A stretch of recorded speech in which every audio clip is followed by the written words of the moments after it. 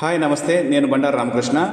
ఈరోజు విజయవాడ స్వర్ణ భారత ట్రస్ట్ ఆడిటోరియంలో పశ్చిమ గోదావరి జిల్లా వెంకటరమణగూడెంలో గల డాక్టర్ వైఎస్ఆర్ హార్టికల్చర్ యూనివర్సిటీ 6వ స్నాతకోత్సవం నిర్వహించడం జరిగింది.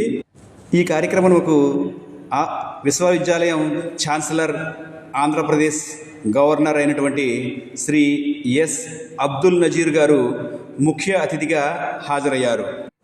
ఈ కార్యక్రమంలో గ్రాడ్యుయేషన్, పోస్ట్ గ్రాడ్యుయేషన్ మరియు పిహెచ్డి ఉత్తీర్ణులైన వారికి యూనివర్సిటీ పట్టాలను గౌరవ గవర్నర్ గారి చేతుల మీదుగా అందజేయడం జరిగింది.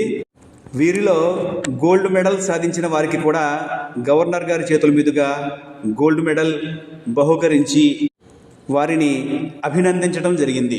ఈ సందర్భంగా ఆంధ్రప్రదేశ్ గవర్నర్ గారు శ్రీ అబ్దుల్ నజీర్ గారు పట్టభద్రులను ఉద్దేశించి సమాజంలో ఈ హార్టికల్చర్ పట్టభద్రుల పాత్ర గురించి మరియు హార్టికల్చర్ రంగంలో రాబోయే ఉపాధి అవకాశముల గురించి తెలియజేశారు. సమాజంలో వ్యవసాయము జీవనోపాధి మాత్రమే కాదని, జీవన విధానమని స్ఫూర్తిదాయకమైన ప్రసంగాన్ని అందించారు. ఈ కార్యక్రమంలో పాల్గొన్న vice chancellor doctor K Gopal గారిని మరియు యూనివర్సిటీ సిబ్బందిని గౌరవ ఆంధ్రప్రదేశ్ గవర్నర్ గారు అభినందించడం జరిగింది. Thank you.